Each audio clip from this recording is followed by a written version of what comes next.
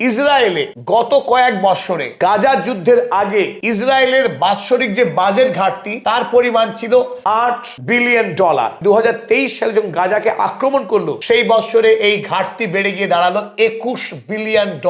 8 থেকে 21 হয়ে গেল, প্রায় 3 গুণ। তারপরে 2024 সাল যুদ্ধের দ্বিতীয় বছরে ইসরায়েল ধারাবাহিক যখন বোমা বর্ষণ করছে গাজা ভূমির উপরে, একটার পর একটা শিশু এবং নারীকে খুন করে চলেছে, তখন তার বাজেট ঘাটতি পরিমাণ বেড়ে হয়ে গেল $46 বিলিয়ন।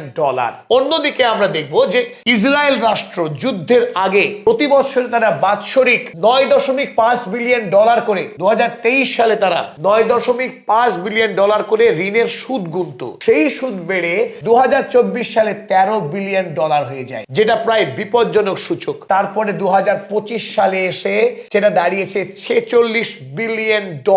যে ঋণ সুদ গুনতেই যদি $46 বিলিয়ন ইসরায়েল রাষ্ট্রের খরচ হয়, সেই ইসরায়েল রাষ্ট্রের বাস্তবভাবে দাঁড়িয়ে থাকা অসম্ভব।